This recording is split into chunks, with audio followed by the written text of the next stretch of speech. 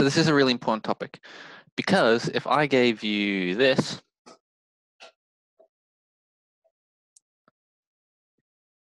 and I asked you to integrate it, what would you do?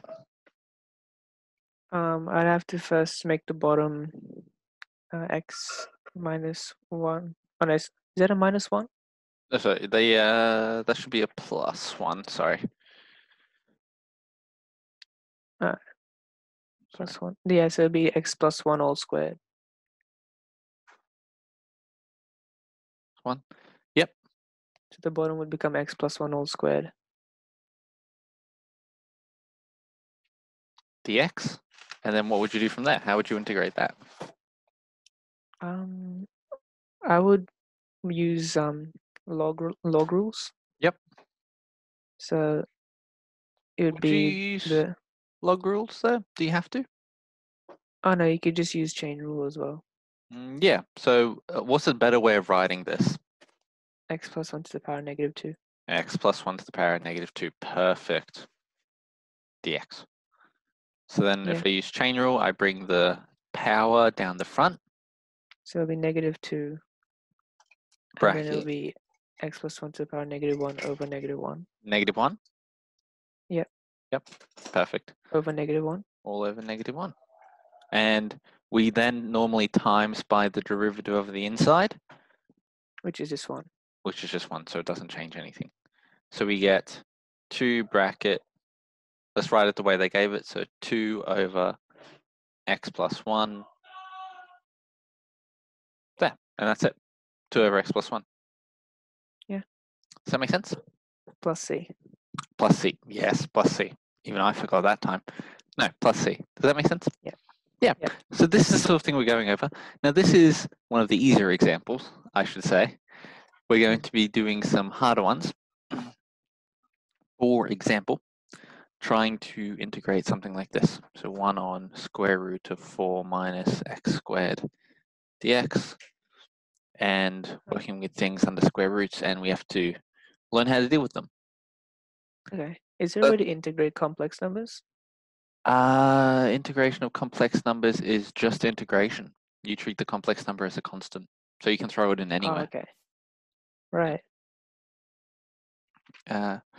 You will often use complex numbers in polar form or Euler's form, so with the exponentials, and you'll often have to integrate those.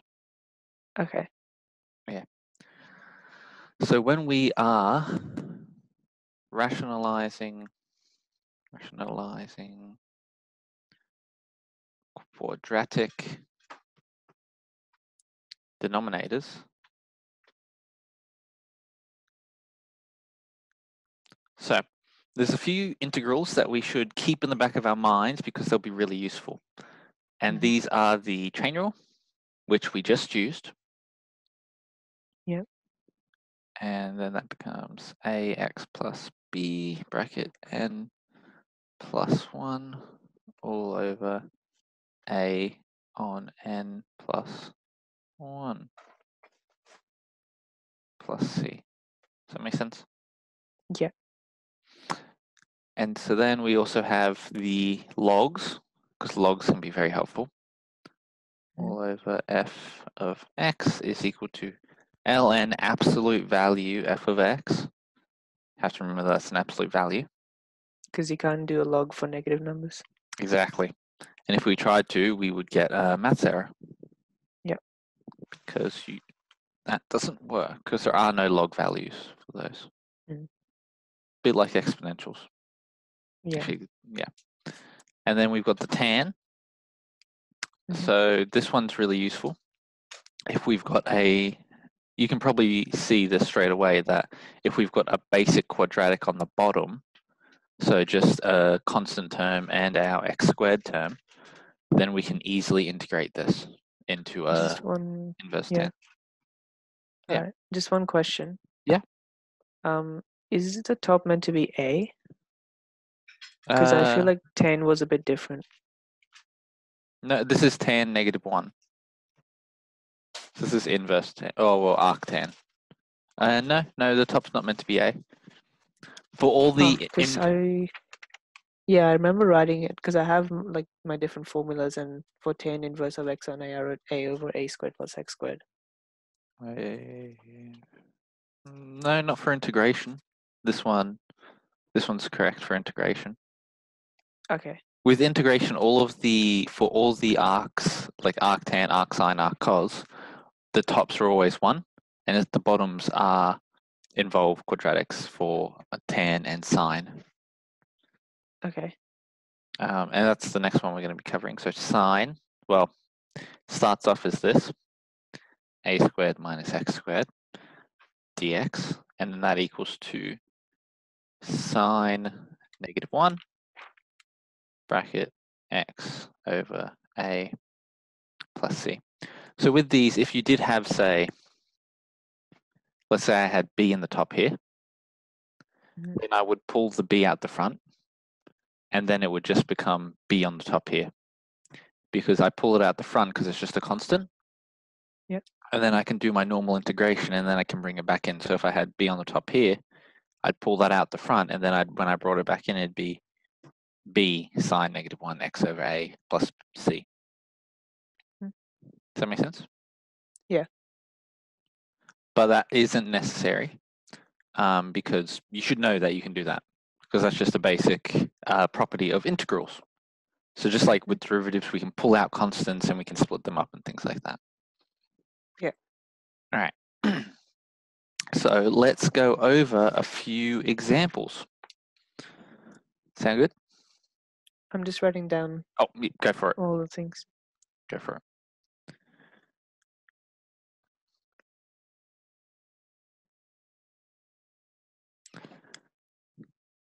So the first example we're going to be going over is the one we just did. And in fact, I actually made a little mistake with that one. I brought the power out the front, when with integrals, we don't do that. I messed that up with because I was thinking of differentiation for a moment. For which one? For the first one we did, where we had the integral of x plus 1 -1 dx, you don't bring the power down. You just add 1 to the power and divide by the new power. Yeah. Yeah, I multiplied it by -2, which I shouldn't have done, so we should get -1 over -1 c plus c, which then equals to -1 over x plus 1 plus c, right? Okay. Yeah, so I just made a mistake because I was mixing up integration and differentiation. Yeah. Okay. So have you got all of these down? Yep. I'm on the last one. Awesome. I'll just take off these ones then.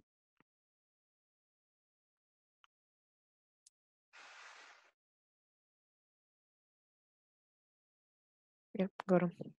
All right. All right.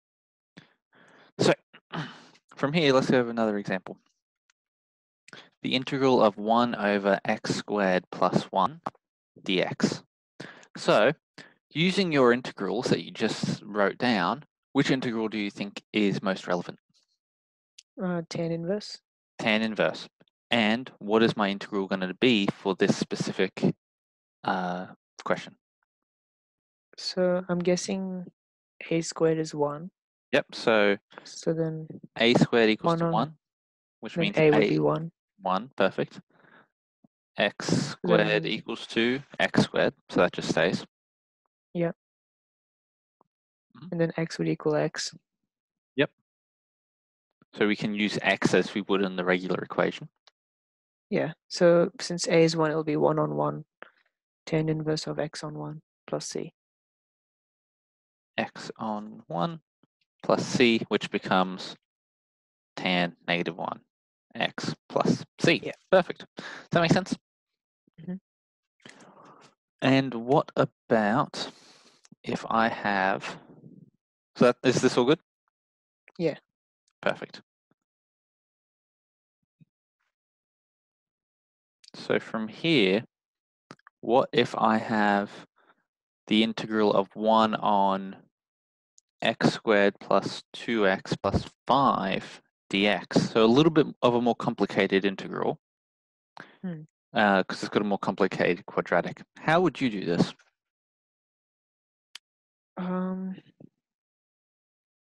I mean, one way would be to leave 5 as a squared and then use x squared plus 2x as the x function.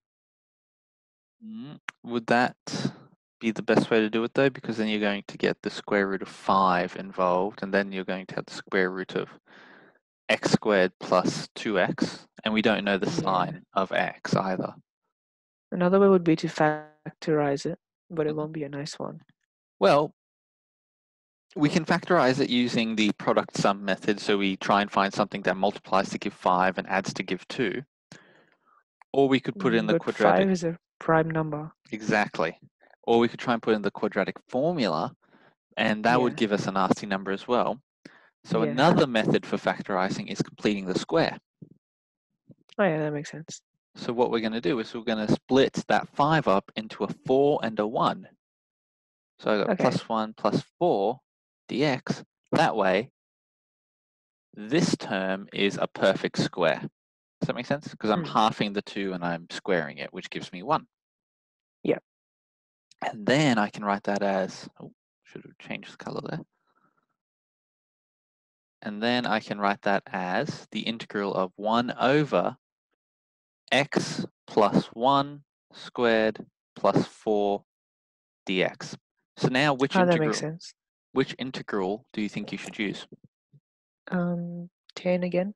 Yeah, 10 again. So what's my a squared? A squared is 4. So my a is? 2. Yep. And what's my x squared? X plus 1 squared. And then my x is? X plus 1. X plus 1. So what's the final integral going to be? It will be 1 on 2. Sorry. 1 on 2. Perfect. 10 inverse of x plus 1 over 2 plus X c. plus 1 over 2 over plus c. And does that simplify? No. No, it doesn't. So is that okay? Okay. Yes. So I that's was not. thinking of a question. Mhm. What if it was something like the complete square is x squared plus 4x plus 4, but you have an x squared plus 4x plus 3? X squared plus 4x plus 3. Would you then do 4 minus 1? Oh, I think I see what you mean. So if we didn't end up with 2 squares on the bottom. So if, for example, since you use x plus 1 squared, if I use x plus 2 squared, which was x squared plus 4x plus 4, Mhm. which would, but instead of having a 4 at the end, it was a 3, would then we do a 4 minus 1 to get the perfect square?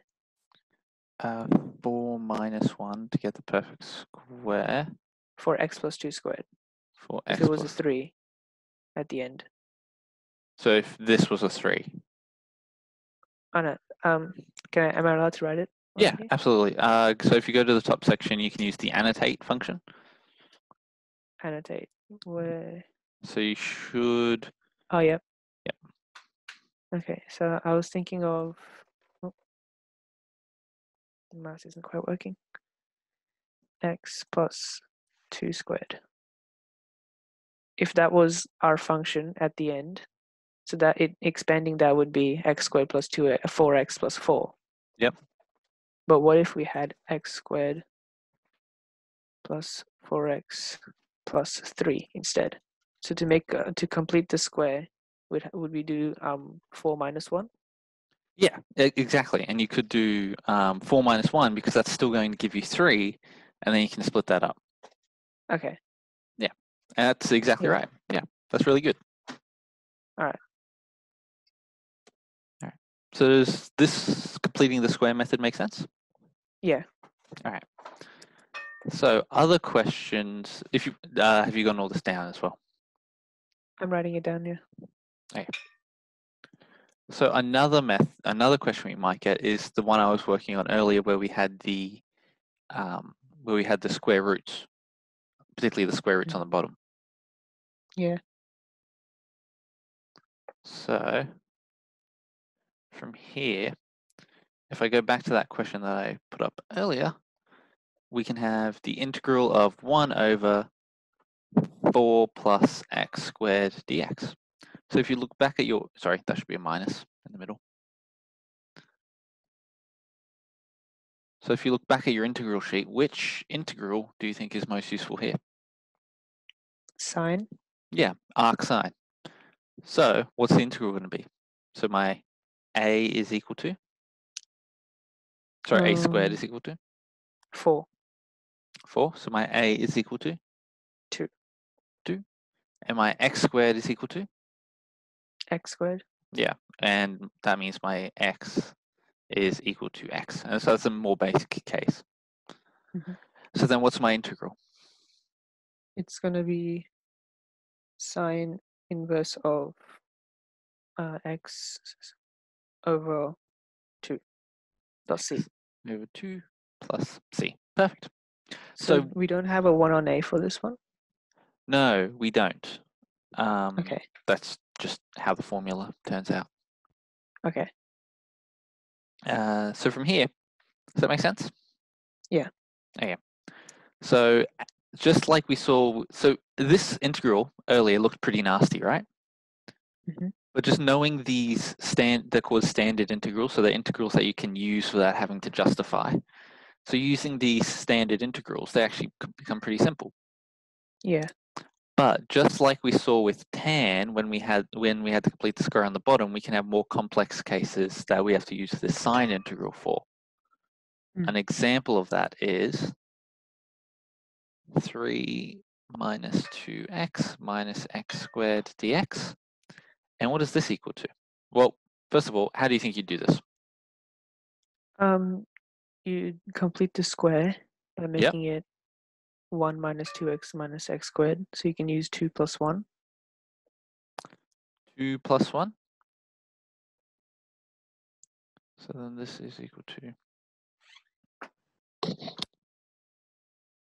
So you're saying we should go, say, negative x squared minus 2x, and then plus 2 plus 1. Yeah. Yep. And so does that get us nice squared numbers? It would get us 1 minus x all squared plus 2. Well, let's have a look at this for a quick second. So Mhm. another way of writing this is 1 on square root. Now I'm going to bring that negative out, right? Actually, I'll write it Yep. a bit differently. So if I bring my 2 out here and I have my negative x squared plus 2x minus 1. So I want this to become a perfect square now. And that way it'll look like the sine integral. Yeah. That wouldn't work. No, it won't work because we've got this, when we pull the sign out, we go from a positive 1 to a negative 1, right? So we'd go 4 minus 1 instead. 4 minus 1, perfect. So up here we want a 4 minus 1, which then if we come down here, that 2 will now become a 4, which is better because now we can get a perfect square from that. And that Yeah. negative 1 becomes a positive 1, which then gives us a perfect square. And what is that perfect square? It would be x plus 1 squared. Perfect. X plus 1 all squared. That makes sense? Yeah. So you have to be really careful with the inverse sine forms because we have to pull out that negative because we want a negative x squared over here. Yeah. Okay. So then what's our a squared? Sorry. A squared is 4. So what's our a? 2. And what's our x squared? X plus 1 squared. And what's our x? X plus 1. X plus 1. So now you can just substitute into the formula. And what does that give you? Sine negative Sine 1, inverse of x plus 1 over 2 x plus 1 over 2, plus c. plus c. Yeah. Is that okay? Yeah. Yeah. So this one's not too bad. This is more of an introduction to these sorts of quadratics. So yeah, there's a few harder examples that come in when we're working with the log versions, because we have to identify if it's the derivative on the top and the derivative on the bottom. Mm. Just so let me know when you get all this down. Okay.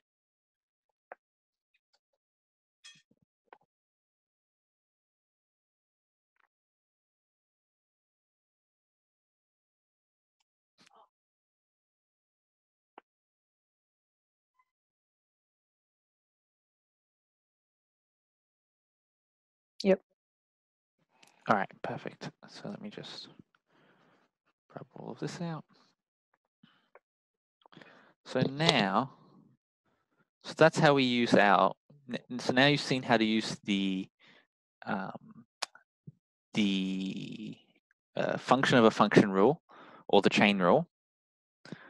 You've seen how to use the inverse tans and the inverse sines.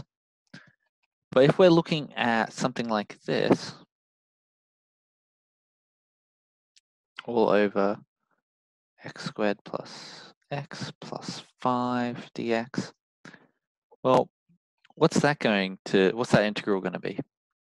That's going to be a log type, isn't it? Yes, and how do we know that? Because we've got a quadratic on the bottom and we've got a linear function on the top. And as we know, if we differentiate a quadratic, we're going to get a linear function. Yeah. So looking at your standard integrals, what's your answer going to be? It's just going to be ln of x squared plus x plus 5 There's one thing you're forgetting, absolute value. plus c. Oh yeah, absolute value. And the plus c, of course, but the absolute value is really important for these equations. Okay. Because you have to specify, otherwise, if my x is negative, then it might not work, or if my constant was negative, then that wouldn't work for 0 and stuff like that. Right. Yeah. So that's your answer. Now, what if I had something like this? Oh, that's a terrible integral, isn't it? What if I had x squared plus 2x plus 5 dx?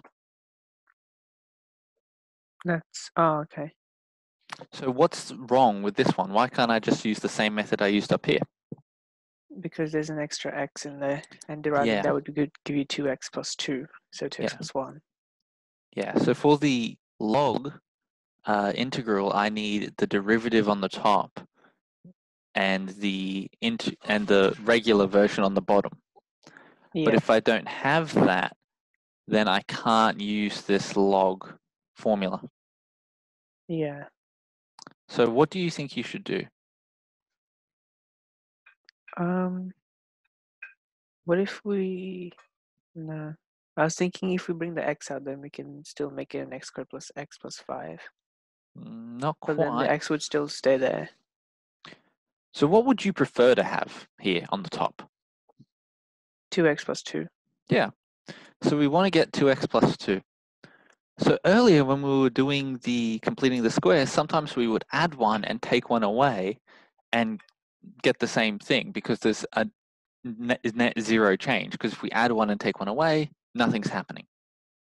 Mm-hmm. So in this case, we want to add one to get this to 2, so we'll have to take one away somewhere. So just write out what you would prefer. So that's what I would like to have, but that's not what I have. But in order to get here, what did I do? I added 1 to this fraction. So I have to subtract 1 over the denominator. And why do I have to have as a fraction with the denominator? Because you can't subtract things with different denominators. Yeah, exactly. And I want to subtract 1 from the top. So if I've added 1 to the top, I have to subtract 1 over the denominator. Yeah. And then, what's the integral of this? That's just ln of absolute value of x squared plus 2x plus 5. Perfect. And then subtracting 1 over x squared plus 2x plus 5 dx. And then that can just become the tan one. Yes, exactly. So if we complete the square on the right side, we'll get a tan relationship. So we get 1 over x squared plus 2x plus 1 plus 4 dx. So then that equals to ln x squared plus 2x plus 5 minus, and so that becomes 1 over x plus 1 squared plus 4 dx. Yeah. And we did that integral earlier, so we're going to get ln x squared plus 2x plus 5 minus 1 on 2, because that's a squared. Yep. Tan 10 inverse of x plus 1 over 2. x plus 1 over 2. And that's exactly what we got earlier, and plus c at the end. Okay. Yeah. So if you notice, Wow. those ones can get a little bit messier. But you still did it, and it's still not that bad, because you just break it up into components. If you want something, if you want to add a constant to the end to make it a nicer number, then you also just have to subtract the same constant at the same time. Right. Yeah, and that's just like what we were doing with completing the square. When we wanted a -1, so we added 1 to our 3, and then we subtracted 1 as well.